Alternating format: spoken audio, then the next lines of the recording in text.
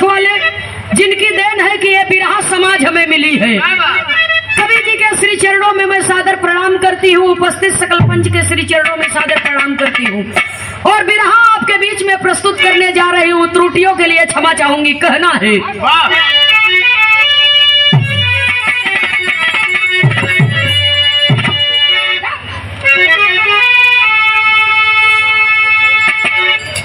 पंछी कलिरा करे भृंग गुंजार की, जब की आई अवध में सिया जी की डोली, चार दुल्हन एक साथ में दाखिल हुई, मीठी लागे सभा सुन के कोयल की बोली, मांडवी उर्मिला सुरत कीर्ति सिया, आभा बिखरे प्रकाशित अवध कुंज भये, गलियां चौबारे सब थे सजाए, मुखड़ा चमके तेजस्वी छटा पुण्य भये।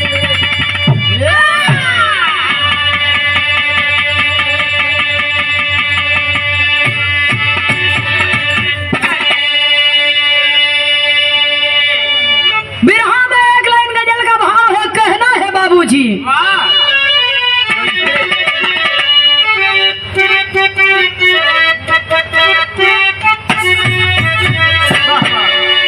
अरे जिस गली में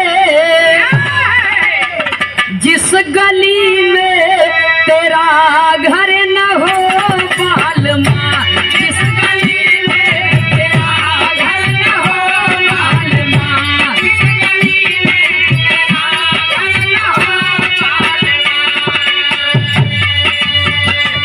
उस गली से गुजरे ना मुनासिब नहीं, जिस गली में तेरा घर न हो मालूमा, जिस गली में तेरा घर न हो मालूमा, उस गली से गुजरे ना मुनासिब नहीं, जिस गली में तेरा घर न हो मालूमा।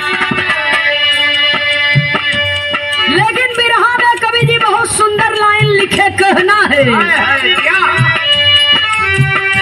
बाज सहनाइया दुंदुभी बज रही, बाज सहनाइया दुंदुभी बज रही, बाज सहनाइया दुंदुभी बज रही,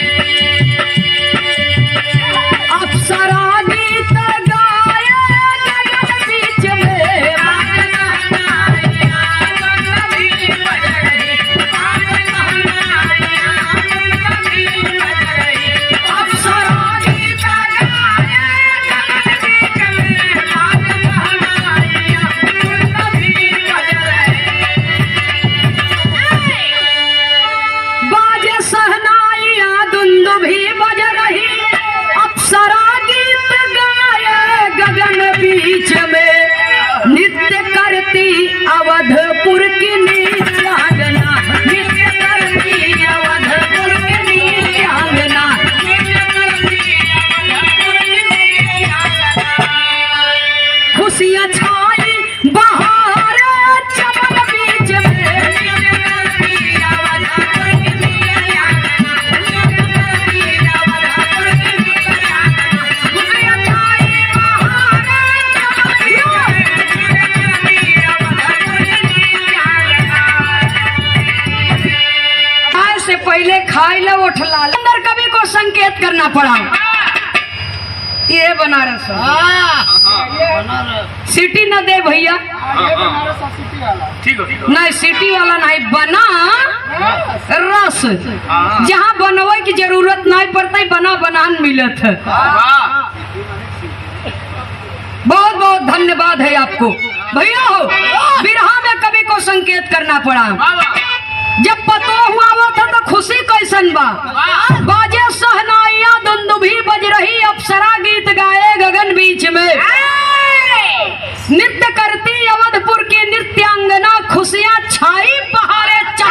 बीच में। कहानी का शुरुआत है, कवि को लिखना पड़ा कैसे मास्टर साहब।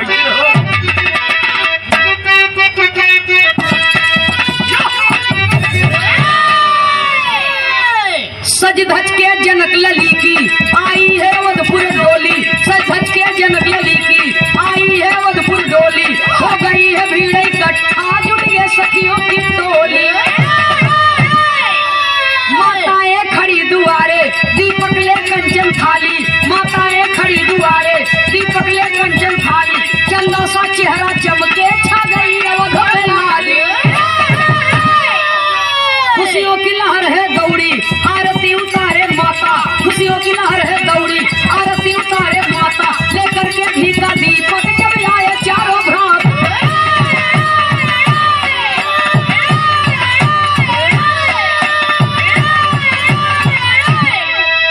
सुनने वाले बाबूजी, बड़े प्रेम पूर्वक से शादी संपन्न हो रही है।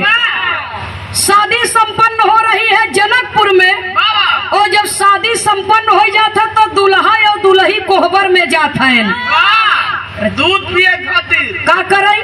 दूध पिए खातिर। तू गर है? हम 42 डिग्री वाला लिए रहे भैया।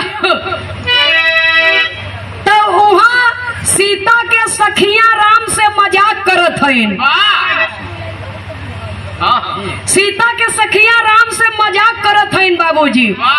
मतारी बहन लोग गीत गौनई गावत थी, और जब कोहबर में जात हन तब चारों दुल्हा और चारों दुल्हन माता बहन लोग गीत गौनई का गावत हैं।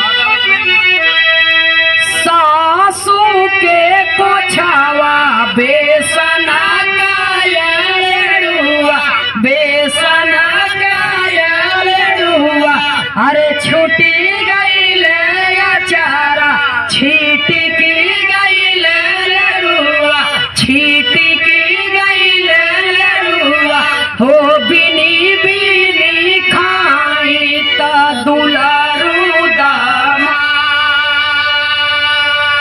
सखी लोग गीत गाओ नहीं गाओ, ये पहले का गाना था। हमारी माताएं बहनें गाया करती थी, बिरहा में हमारे पूर्वज भी इसे गाया करते थे। शादी ब्याह के अवसर हो तो बिरहा में गाओ जरूर। सीता के सखियां मजाक करत हैं राम से, और मजाक करके कहत का है।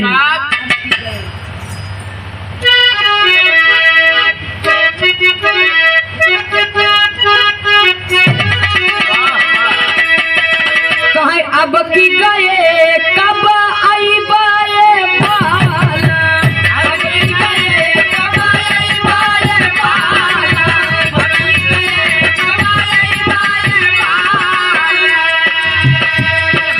एक बेरी आया ता दुल्हन पाया, एक बेरी आया ता दुल्हन पाया, एक बेरी आया ता दुल्हन पाया। अरे एक बेरी आया तो दुल्हन पाया, अरे दुल्हन पाया राजा दुल्हन पाया, दुल्हन पाया राजा दुल्हन पाया, दुल्हन पाया राजा दुल्हन पाया। कहाँ एक बेरी आया तो दुल्हन पाया, अरे फिर कब औबा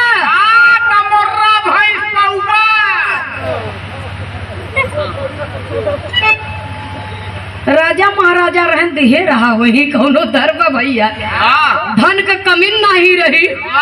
लेकिन ये सब पहले के जमाने में रहा। अब तक 2 चक्का 4 चक्का का रिवाज चल गया बा। सुनने वाले श्रोता सज्जनों, पहले के समय में जब लोग शादी ब्याह करें तो दहेज अगर बहुत ज्यादा मिले तो एक कलाई घड़ी दे दे, टाइम देखे बदे, चमकी कहू नूर, मनोरंजन बदे एक ही रेडियो बाजा दे दे, ट्रांजिस्टर, मर्फी मनोहर फिलिप्स बहादुर, ये सब कुल बाजा का नाम रहा। हमारा बाबू पायरन हमें रखे है, और बाजवा भर रखे खाओ कुछ भैया नहीं खाली ओकर बैलुआ टूटा बस भैया। और सवारी अगर कौनो मिले, साधन मिले तो वह 24 नंबर वाली साइकिल मिले, हर पुलिस झूला सीट तो वही साइकिल मिले आदमी कठार लदा दे जेकरे जवन रहा चना मसूरी जवा बिर्रा जौन कुछ रहे जितनी शक्ति रहे उतना आदमी दे दे पाथी बांध के। झोला सीट चला हम कुल इतिहास थोड़ो पूछत हई भैया, हम खाली बतावत हई पहले दहेज में यही कुल मिलत रहा। गवन दोंग जाए तो का के भैंस परिया दे दे कि दे दे तोरन बोरन के जहिया व्यवस्था कायदे से रहा ये बदे लिखा गया।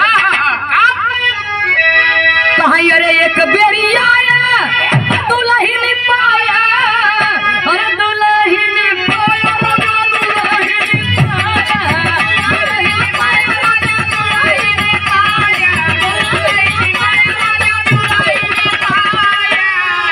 अरे फिर कब और कुछ लेकिन इतना ही बता दे अब की गए कब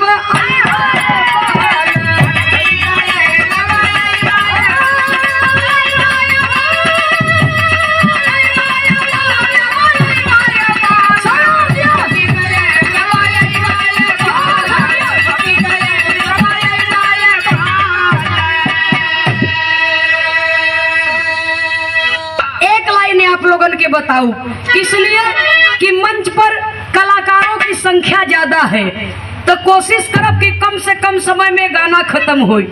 सुने वाले बाबूजी यहाँ अवध में गाना होता, मतारी बहन लोग गावत हैं।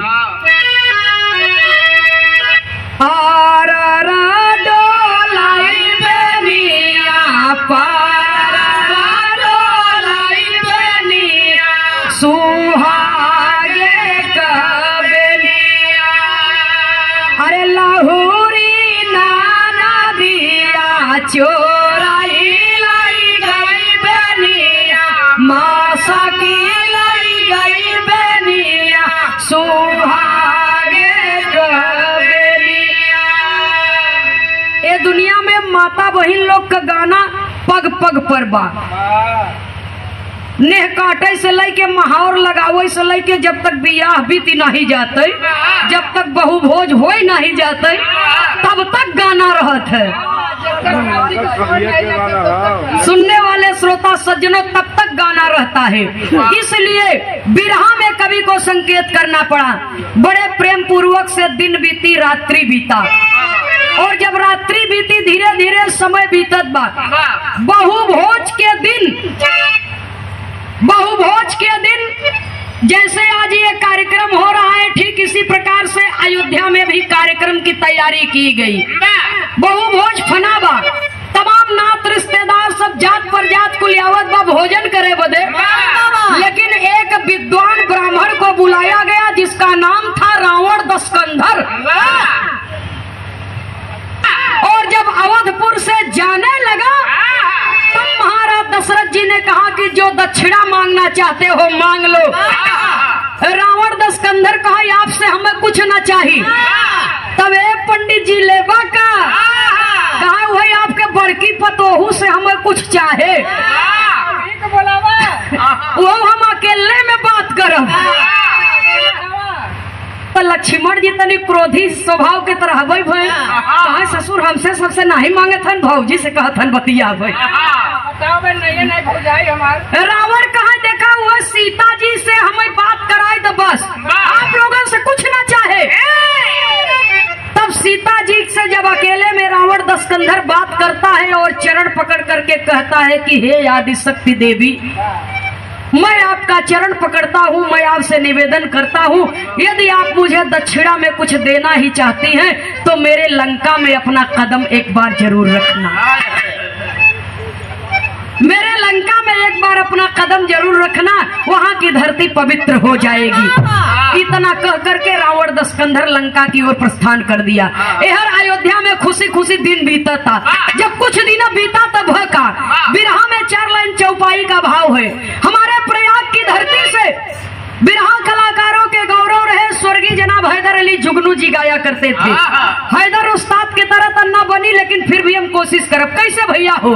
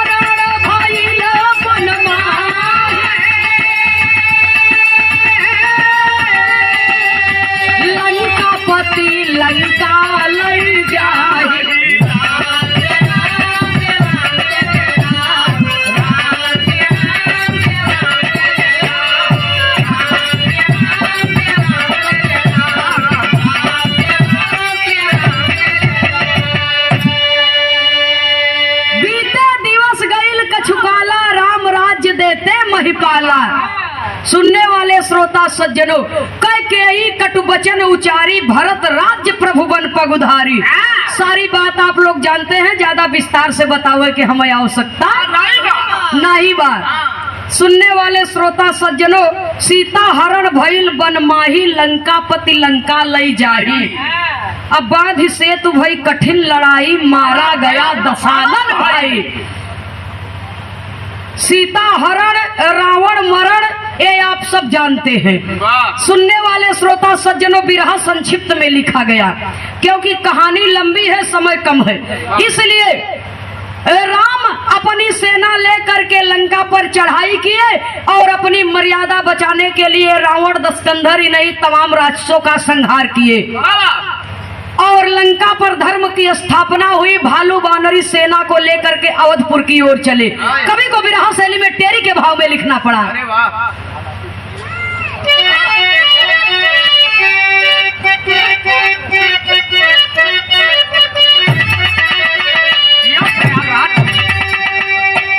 अरे राम रघुराई मर्यादा की मूर्ति,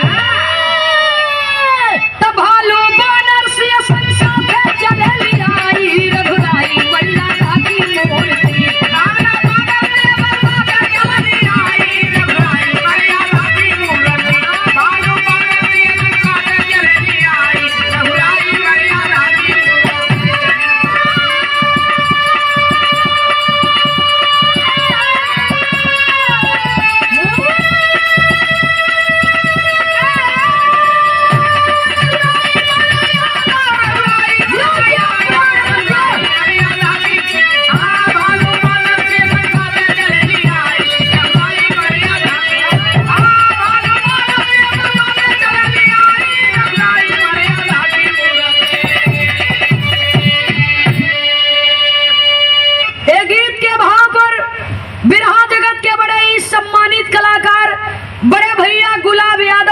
छोटे भाई और बिरहा जगत के हृदय सम्राट लेखक पूज्य श्री सियाराम यादव कवि जी के शिष्य हैं। गुरु रमन के अखाड़े से बड़े ही अच्छे कलाकार हैं। नाम भैया बीरूलाल बागी, बड़े भैया श्री बीरूलाल बागी जी, बिरहा गायक बीरूलाल बागी भैया की ओर से सुंदर पुष्पहार, बहुत सारा प्यार दुलारा आशीर्वाद, बहुत बहुत सादर नमन है। माता रानी की कृपा बनी रहे। जब अवधपुर में लौट करके आए तब सीता जी कहे, देखा जब हम लंका में रहे तब मनौती माने रहे कि अयोध्या में चलब तो भंडारा करब, तक बात देर कौने बात का बात भंडारा कह दो, जब चाह तब कह दो, कहा करे के तो कह दे, लेकिन मनौती हमार बड़ी बरियार बात कि हमारे भंडारा में भोजन वही सर्वप्रथम करे जो इस पृथ्वी का, इस ब्रह्मांड का सबसे बड़ा विद्वान हो। कबो केहू के घरे नमक और अन्न न ग्रहण किए हो और न तब विदाई में केहू से दक्षिणा लिए हो। तब प्रभु राम के चिंता हो गई, ऐसा नहीं विद्वान तो खाली एक ठे रावण रहा, ओके तो हम मुआ दिया, अब कहाँ से ले आऊ इतना बड़ा विद्वान। हाँ तोहरे जाति नहीं, जे जवन करत हो अपने जाति करत है, अपने कर्म से भोगत है। गलती हम करब, हमार सजा तो ही न मिले। सुनने वाले श्रोता सज्जन समझ ला, रावण दस्कंधर एक ही था ऐसा विद्वान जिसे मैंने मार दिया, अब कहाँ से खोज के लिए आऊं। सीता जी कहे तब हमार मनौती पूरा न होए, कहाँ होए। कोनो सवाल का जवाब जल्दी मिल जाता, कोनो सवाल यक्ष प्रश्न होता, ओकर जवाब मिलत है लेकिन तनी देर में मिलत है। ठीक बा तू भंडारा फान, हम धावन भेजत है, कतौ न कतौ से तो मिलबे करी। तब हनुमान जी को बुलाए और हनुमान जी चले एक ऐसे विद्वान के खोज में जो कभी किसी के यहाँ नमक और अन्न न ग्रहण किए हो और न तो विदाई में कभी दक्षिणा लिए हो। बिरहा में एक लाइन तर्ज का भाव है, ये तर्ज के यह समय में हमरे उम्र का गवैया नहीं गावत है, ये पूर्वजों की धुन है, इसे राधे श्याम धुन कहा जाता है। कैसे मास्टर साहब कहना है, कैसे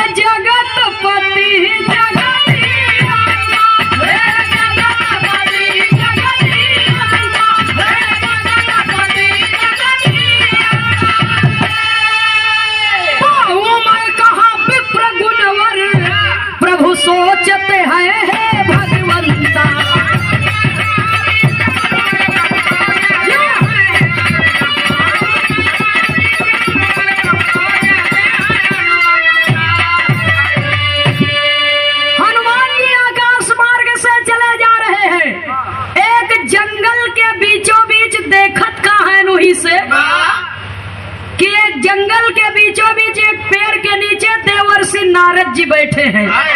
हनुमान जी अपने मन में सोचने लगे कि यही एक ऐसे विद्वान हैं जो देवों के ऋषि हैं, त्रिकालदर्शी हैं, और इन्होंने न आज तक कभी किसी के यहाँ नमक और अन्न ग्रहण किया है और न कभी विदाई में दक्षिणा लिया है। नहीं के लिए बोले चली। आज जब पहुंचे नारद जी के लगे तो निमंत्रण देते हैं तो होत का बात। बिरहा में एक लाइन तर्ज का भाव है, निर्गुणी भाव है, कहना है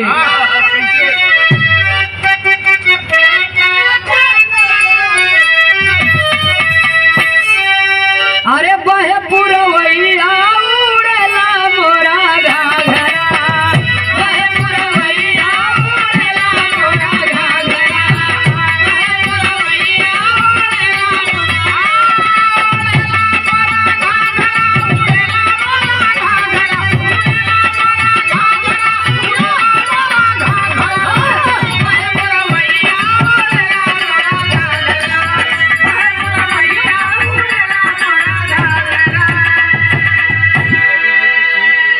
निमंत्रण के बात क्यों सुन ले तो के खुशी होता कि चला यही बहाने चार जने से मुलाकात होए। लेकिन जब नारद जी निमंत्रण के बात सुनत हैं तो जैसे दबाई यस गए उनकर दशा का बा रोए मुनि राई नयन बहे असिया, रोए मुनि राई नयन बहे असिया, रोए मुनि राई नयन बहे असिया। बैठे वृक्ष तरे ढुर के नयनवा, बैठे वृक्ष तरे ढुर के नयनवा, बैठे वृक्ष तरे ढुर के नयनवा। कपि विचार करई लागे अपने मनवा, कपि विचार करई लागे अपने मनवा, कपि विचार करई लागे अपने मनवा। आवै रोवाई लगल गल फसिया, आवै रोवाई लगल गल फसिया, रो मुनि राई नयन बहे रसिया, रो मुनि राई नयन बहे रसिया, नयन बहे रसिया, नयन बहे रसिया, हो रो मुनि राई नयन बहे रसिया, रो मुनि राई नयन बहे रसिया।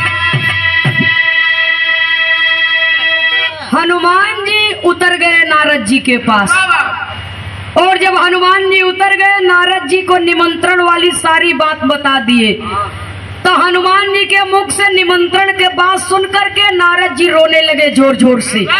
और जब जोर जोर से रोने लगे तो हुआ क्या? कवि जी बिरहा में 4 लाइन कवित का भाव लिखे, कहना है बाबूजी कल्पित नारद भगवान मुख पटल मुरझाए, ज्ञान सारा बाबूलान कपी बात सुनकर,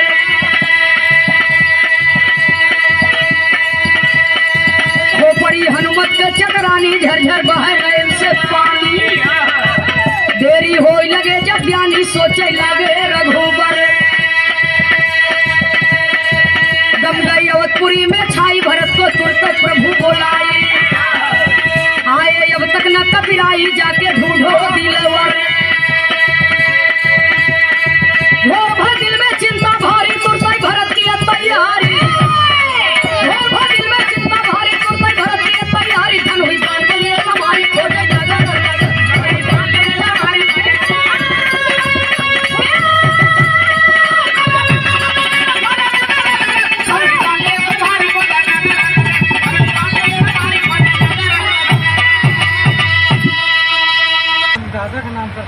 हनुमान जी नारद जी को रोते देख करके बहुत परेशान हुए, रोने का कारण पूछने लगे। लेकिन नारद जी कुछ बतावत नहीं है, तो अगर कोई के रोवत देखा तो अपने आप मद्रो छूटे लागत है, और केहू के हंसत देखा अगर तो हंसी अपने आप छूट जात है। जी के रोते हुए देख करके हनुमान जी भी रोने लगे। प्रभु राम भरत जी को भेजे, भरत जी खोजते खोजते पहुँचे, पता लगाते लगाते उसी जंगल में जहाँ ये दोनों जने रोवाई फाने हैं। दोनों जने से पूछा था तू लोग काहे रोवत है? ना नारद जी कुछ बोला था ना हनुमान जी, उन्हें दोनों जने के रोवत देख के वही पेड़े के एक कैती उठन के भरत जी भी रोने लगे। तब प्रभु राम को को चिंता हो गई तो चले। वाह जहाँ पर हैं बाबूजी तीनों जन रोवाई फाने हैं, चले कैसे चले? बिरहा के अंतिम तर्ज में कवि को संकेत करना पड़ा, कहना है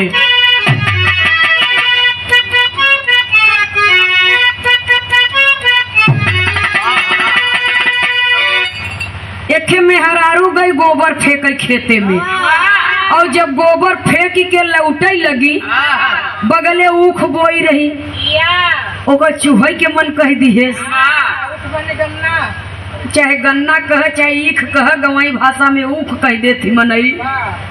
सुने वाले बाबूजी ऊख बोई रही, ओकर चूहे के मन कह दिहे, तो ऊख तोड़ लिए सो ओकर पाती छील के दुआरे फेंकत बा। और तबले 2-3 ठे जेठानी के लड़कियां रहन, कहा ये चाची तनी हमहू के दे दे। चाटी नहीं चाची, बिना दांते वाले चटोई कर दी बाबूजी। तो लड़का की करन कहा चाची तनी हमहू के दे दे।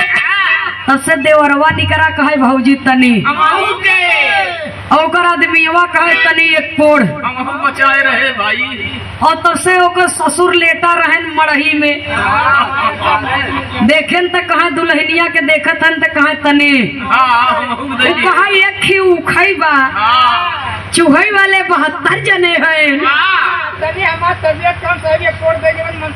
हाँ तब का खिया में नमकीन फिट करे रहे, मन सफा करते भैया। तब पतोहिया बिगड़ गई, जा अपन तोड़ लिया वजह चूहे के मन बा। तब बुढ़ाऊ कहाँ बिगड़ जिन, नाराज मत हो, हम दे चाहे जिन दे, लेकिन लड़कन के निराश मत कर, हम जवानी बहुत चूहे हैं। हाँ तब का जब इतना बतिया सुनो था दुल्हिया, तो देखा बुढ़ऊ दद्दा के समझावत है कि हमार धुन न होई, दादा लोगन के धुने है, समझा के कहत का है कहाँ ऊपर के तोड़ के लाड़ी कमल के पाइप,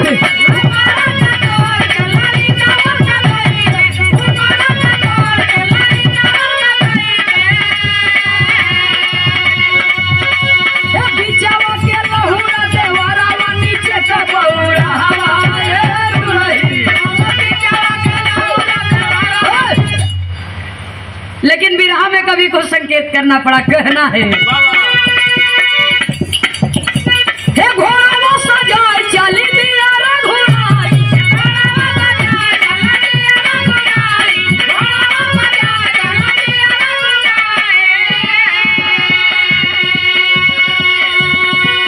पहुँचे हैं ठीक वैसे कानावा जहाँ पे हो रुदनावा भैया।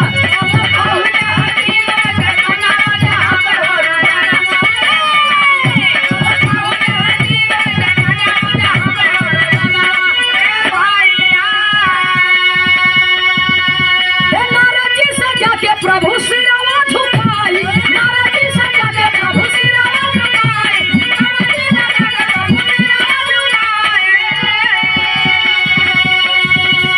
दंडवत प्रणाम करके बचन सुनाई, दंडवत प्रणाम करके बचन सुनाई,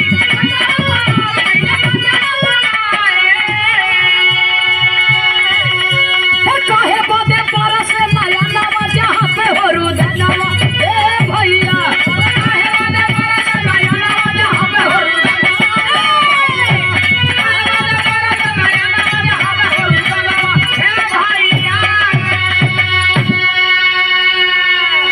प्रभु राम खोजते खोजते पहुँचे और पूछते हैं नारद जी के पास में जाकर के, क्यों रो रहे हैं आप, क्या बात है? क्या मेरे सेवक हनुमान से कोई गलती हुई या मेरे भाई भरत से कोई गलती हुई? इन दोनों की बातों से आपके हृदय को ठेस लगा है, आप क्यों रो रहे हैं? तब नारद जी बतावत कहान पपट के लाइन में कवि को लिखना पड़ा,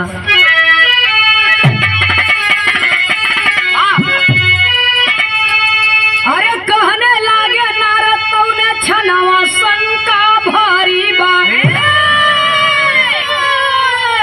हे कहने लागे नारद तूने छनावा शंका भारी बा, अक्कल युग में ना होई है सपनवा शंका भारी बा।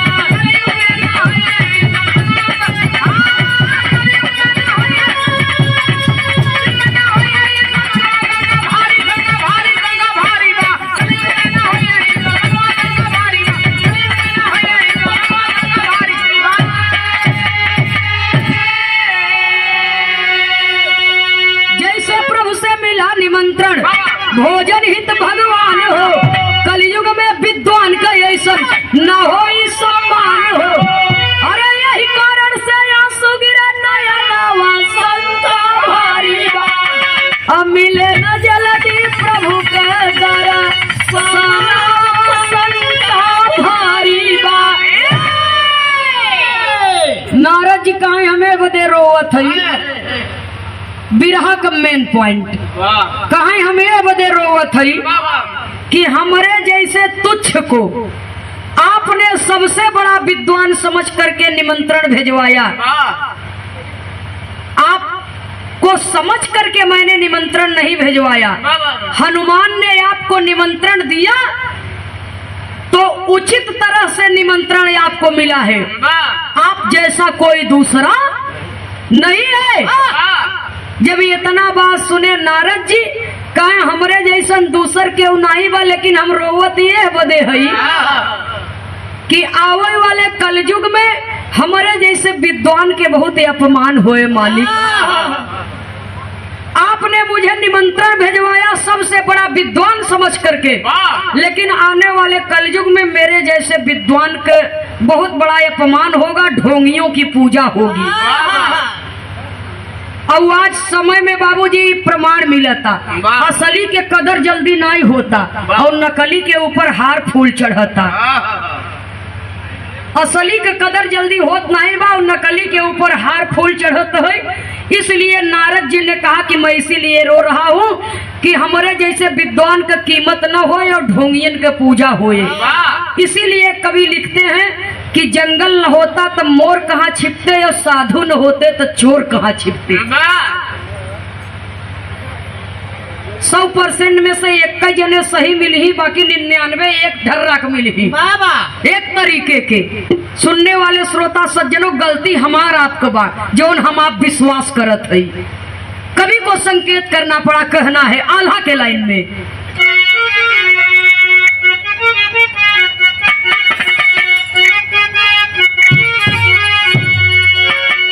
अरे कहरा घुराई कपी राई के समनवा भैया, कहरा घुराई कपी राई के समनवा भैया, कहरा घुराई कपी राई के समनवा भैया।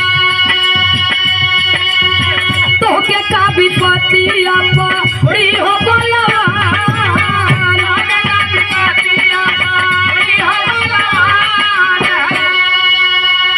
अरे जैसे हो खरारी दिहला हमान के अदरवा भगवान, जैसे हो खरारी दिहला हमान के अदरवा भगवान, जैसे हो खरारी दिहला हमान के अदरवा भगवान। काला युग का मनई बहुत होई है बुद्धिमान, काला युग का मनई होई है बुद्धिमान। अरे बनारन के गारावा में डारी के रसरिया भगवान, बनारन के गारावा में डारी के रसरिया भगवान, बनारन के गारावा में डारी के रसरिया भगवान। नचिया नचा के भोजन दैया श्रीमान, नचिया नचा के भोजन दैया श्रीमान। श्री हो हमारे जैसे तुच्छ के आप अपने हृदय से लगाई के रखें। सबसे प्रिय भक्त में मेरी उपाधि आपने दिया है, लेकिन आने वाले समय में हमारे परिवार के बड़ी दुर्दशा हुए मालिक, हमारे परिवार का बड़ी दुर्दशा हुए। कलयुग का मनई बहुत बुद्धिमान हुई ही, तो हनुमान तो है कवन घाटा लागे। मालिक अपने स्वार्थ बदे जानवरों के न छोड़ी ही। हमारे परिवार के धर्म संकट में बा कि बनरन के गटई में रसरी बांध के, डमरू बजाय के, डंडा मार के, अंगूरी के इशारा पर इंसान नचाए। मल्लू मल्लू कहे।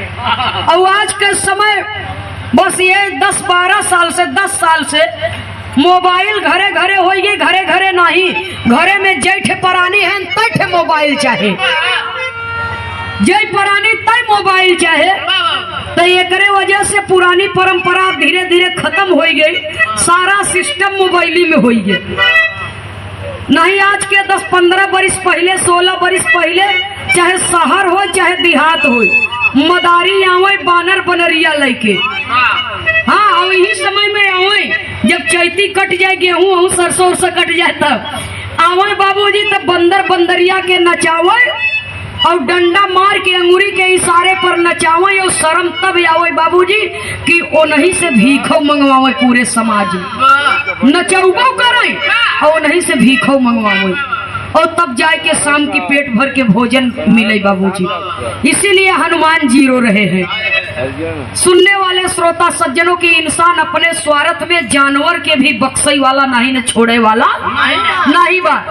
जब पहुंचे भरत जी के पास, कहा तू काहे रोवत है? स्वर्गीय दद्दा पंधारी के धुन में कवि को लिखना पड़ा, कहना है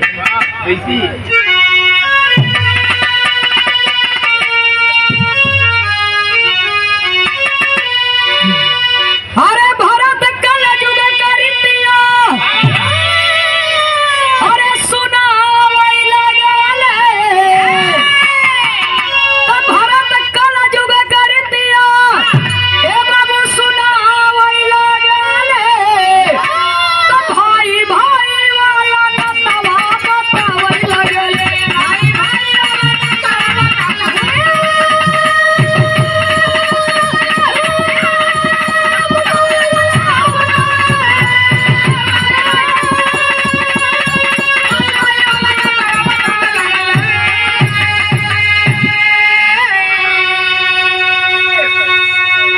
जैसे हम सब चारों भ्राता रहे एक संग हो, और ऐसे प्रेम का रिश्ता नहीं रंग है एक रंग हो।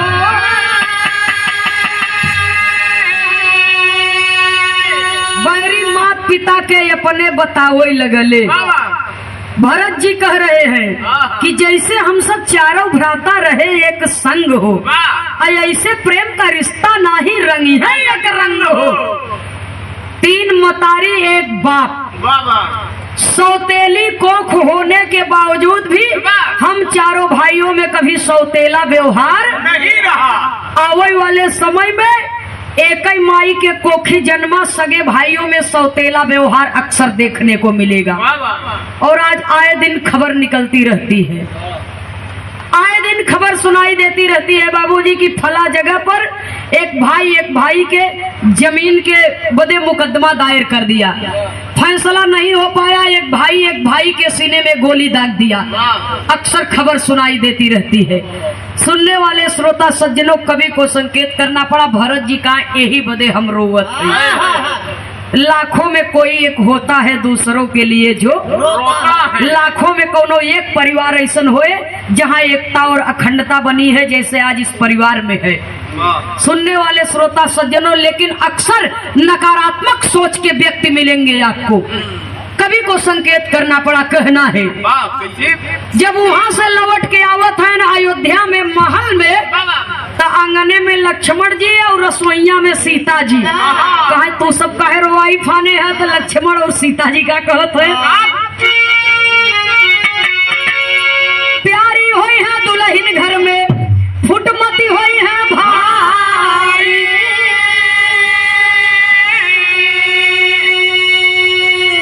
अरे सगाई संबंधी में हुई है मारा मारी,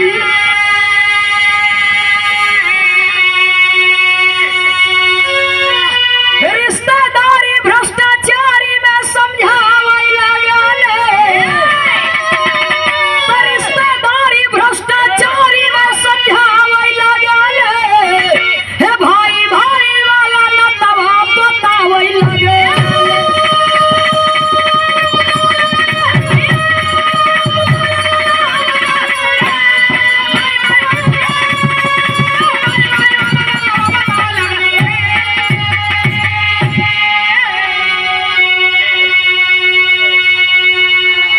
सीता जी कहीं आवे वाले समय में न देवर देवर रह जाए न भौजी भौजी भैया भैया सब कह भौजी कहे न के हाँ भौजी कहे न कोई और जो प्यार से भौजी कह तयल गौजी काहे सुनने वाले श्रोता सज्जनों यही से तो हम अपने भौजी को सब भौजी भौजी लगाए रहे। इसलिए कि एकरे अलावा दूसर चारा आपके लगे नहीं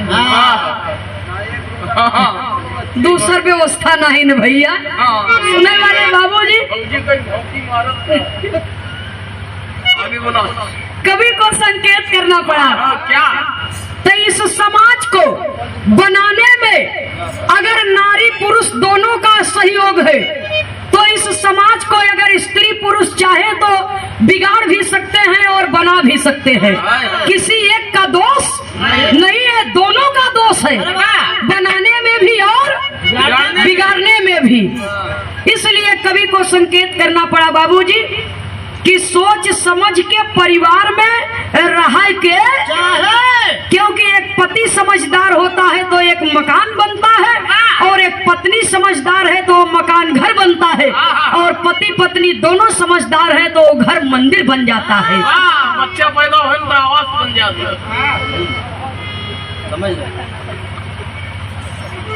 तो मंदिर में जैसा संस्कार आप देव वैसा ही आपके परिवार ये दुनिया में अपन पहचान बनाए। इसलिए केहू के भलाई न कर सके तो केहू के बुराई भी करे के न चाहे।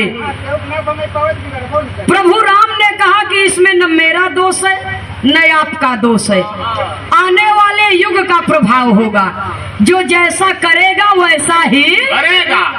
इसीलिए लिखा गया है जे जस करे ते तस फल चाखा होई है वही जो राम रुचि।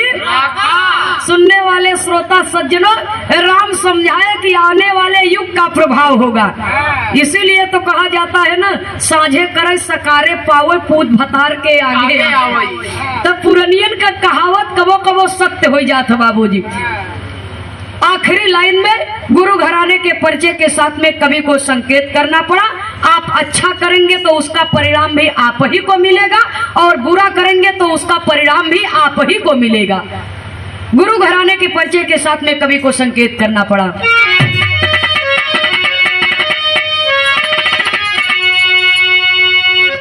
राम हित गुरु सीताराम जी साजे सत का समाज,